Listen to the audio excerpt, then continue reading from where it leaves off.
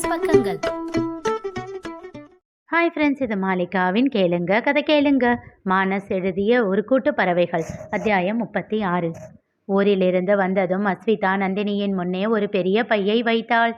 என்னடி இது? நீங்களே பாருங்க அத்தை. நந்தினி அதை பிரித்து பார்க்க உள்ளே பலகாரங்கள் இருந்தன. ஏண்டி, உங்கள் வீட்டில் எல்லாரும் வேலை இல்லாமல் இருக்காங்களா? எதுக்கு இவ்வளவு செஞ்சு கொடுத்துருக்காங்க? எங்கள் வீட்டில் இருந்து வந்தது பாதி தான் அத்தை.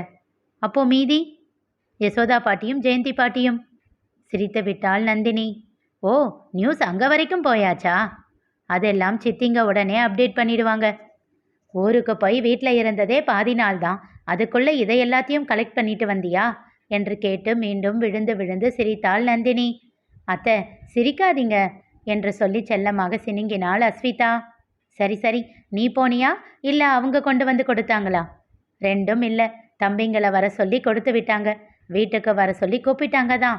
நான் தான் நேரம் இல்லை, இன்னொரு நாள் வரேன்னு சொல்லிட்டேன். எதுக்கு இவ்வளவு அவசரமாக செஞ்சு கொடுக்கணும்னு சொன்னால் 2 பேரும் ஒத்துக்கவே இல்லை.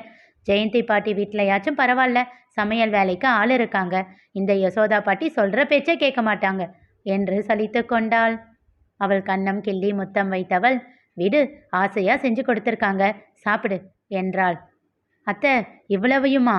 என்னால் முடியாது. கொஞ்சம் கொஞ்சமாக வச்சு சாப்பிடு. சில பேருக்கு வாமிட்டிங் சென்சேஷன் எல்லாம் வரும், அப்போ எல்லாம் எதுவுமே சாப்பிட பிடிக்காது.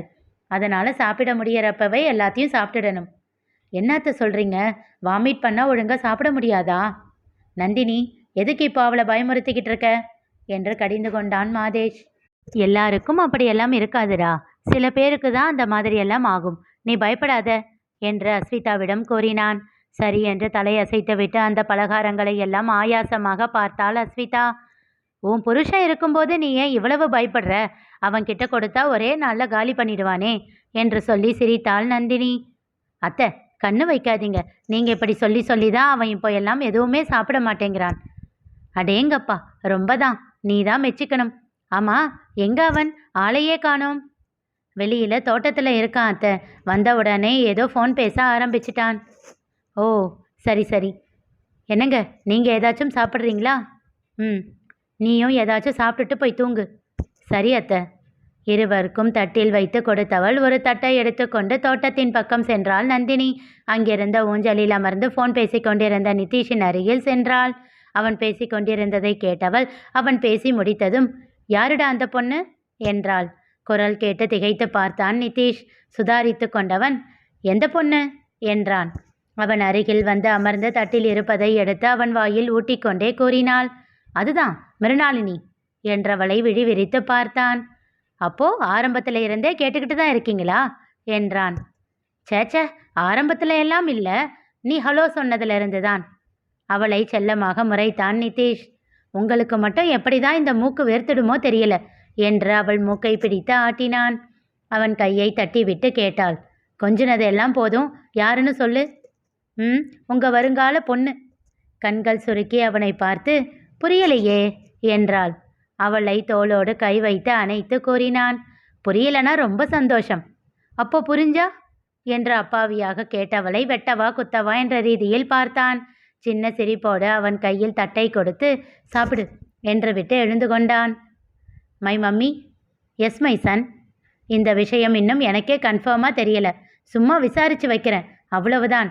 அதுக்குள்ளே உங்களோட லவ் ஓவர்ஃப்ளோ ஆகி உங்கள் புருஷன்கிட்ட சொல்லிடாதீங்க. அப்படியே உங்கள் பாசம் ஓவர்ஃப்ளோ ஆகி உங்கள் மருமக கிட்டையும் அன்னிக்கிட்டையும் கூட சொல்லிடாதீங்க.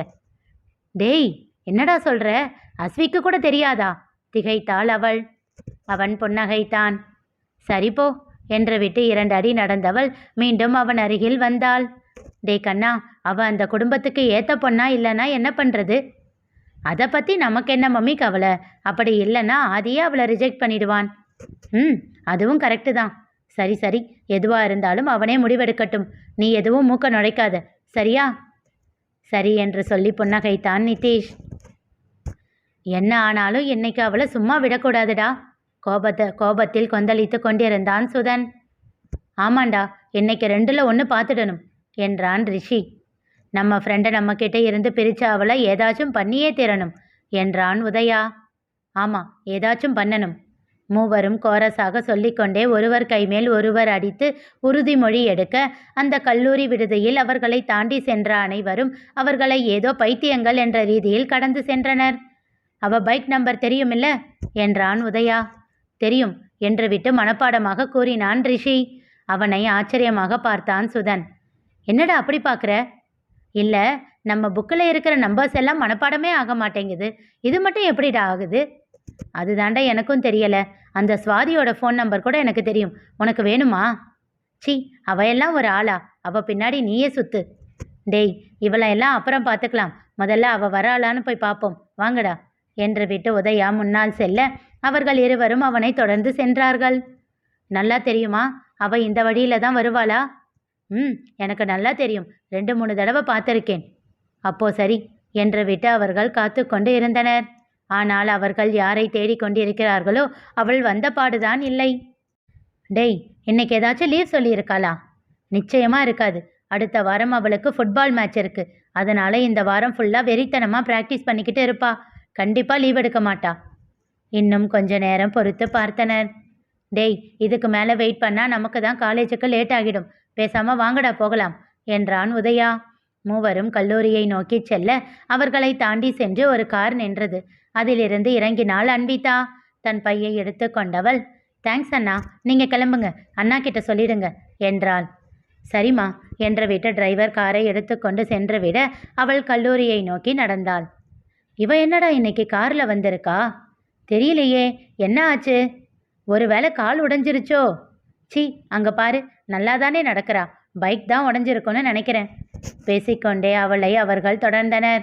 அன்விதா காரில் இருந்து இறங்கியதையும் அவள் உள்ளே செல்வதையும் அவளை தொடர்ந்து இந்த மூவர் செல்வதையும் சுவற்றில் சாய்ந்து நின்று பார்த்து கொண்டிருந்தான் அவன். அவள் கொஞ்ச தூரம் சென்றதும் அவளுக்கு பின்னால் அந்த மூவருக்கு முன்னே வந்து கையை கட்டி கொண்டு நின்றான். அவர்கள் அவனை அலட்சியமாக பார்த்துவிட்டு தாண்டி செல்ல, டேய் கோமாளி பசங்களா என்று சொடுக்கிட்டு அழைத்தான். அதில் கோபம் கொண்ட ரிஷி வேகமாக அவன் சட்டையை பிடித்து, என்னடா நாங்கள் கோமாளியா? பார்க்கலாமா நாங்கள் என்ன பண்ணுறோம்னு என்றான் கோபமாக. நானும் பார்த்துக்கிட்டு தாண்டா இருக்கேன், போன செமஸ்டர் வரைக்கும் 7 அரியர் இருந்தது, இந்த தடவை 3 ஏறி போச்சு என்றான் அவன் நக்கலாக. சின்னதாக சிரித்து விட்டான் சுதன். அவன் கன்னத்தில் ஓங்கி அடித்தான் ரிஷி. அவன்தான் என்னை அசிங்கப்படுத்துறானா, நீயும் கூட சேர்ந்து சிரித்து கலாய்க்கிறியா? அடச்சி, போய் உருப்படுற வழியை பாருங்கடா என்று சொல்லிவிட்டு அவன் செல்ல, நாங்கள் உருப்படுறது இருக்கட்டும், நீ எதுக்கு அவள் பின்னாடி சுற்றிக்கிட்டு இருக்க? அவளை லவ் பண்ணுறியா என்ன என்றான் உதயா. அவனை தீர்க்கமான பார்வையோடு பார்த்தான் அவன். நான் இப்போ என்ன பதில் சொல்லணும்னு நீ எதிர்பார்க்குற? உதயா பதில் சொல்லவில்லை. நான் இல்லைன்னு உண்மையை சொன்னால் நீங்கள் ஏற்றுக்க போகிறது இல்லை, அதுக்கு எதுக்கு சொல்லிக்கிட்டு? அதே மாதிரி உங்ககிட்ட எதையும் சொல்கிற அளவுக்கு நீங்கள் எனக்கு யாரும் இல்லை. பொறுமையாக ஆனால் அழுத்தமாக சொல்லிவிட்டு சென்று விட்டான் அவன்.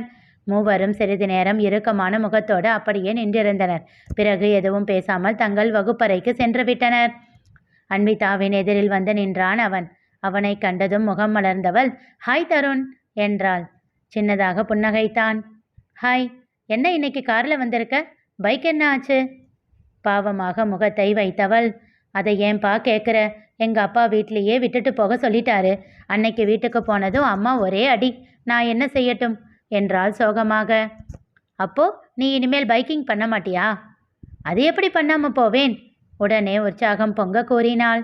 எங்கள் அண்ணா இருக்கிற வரைக்கும் நான் ஆசைப்பட்டதெல்லாம் நடக்கும் என்றவள் ஆதி கூறிய விஷயத்தை அவனிடம் கூறினாள். நான் போகிறப்ப சொல்கிறேன், நீயும் வரியா எங்க கூட என்றாள். எனக்கு பைக் மேலே கிரேஸ் எல்லாம் இல்லை அன்வி, சும்மா இந்த பஸ்ஸுலையும் ட்ரெயின்லையும் அடித்து பிடிச்சு வீட்டுக்கு போகணுமேன்னு உதயா கூட பைக்கில் தொத்திக்கிட்டு போவேன், அவ்வளவுதான். உனக்கே தெரியுமில்ல, நானே எப்போவாது தான் வீட்டுக்கு போவேன். நானே உன்கிட்ட நிறைய தடவை கேட்கணும்னு நினச்சேன், நீ ஏன் எப்போவும் இங்கேயே இருக்க? உனக்கு ஏன் வீட்டுக்கு போக பிடிக்கிறதே இல்லை? எனக்கு என் வீடு பிடிக்காது அன்வி. ஓ, நீ எனக்கு அப்படியே ஆப்போசிட்டாக இருக்க தருண். எனக்கு எங்கள் வீடு தான் ரொம்ப பிடிக்கும். அங்கே போனால் நான் எல்லாத்தையும் மறந்துடுவேன். இந்த உலகத்திலேயே உனக்கு ரொம்ப பிடிச்சது எதுன்னு என்னை யாராச்சும் கேட்டால் என்னோட ஆன்சர் வீடாக தான் இருக்கும். சின்ன புன்னகை ஒன்றை சிந்திவிட்டு கூறினான் தருண். நீ ரொம்ப லக்கி அன்வி, எனக்கு அந்த அளவுக்கு லக்கெல்லாம் இல்லை. ஏக்கமாக ஒலித்தது அவன் குரல். இனி நிகழப்போவது என்ன தெரிந்து கொள்ள தொடர்ந்து கேளுங்க, கதை கேளுங்க. மீண்டும் சந்திப்போம்.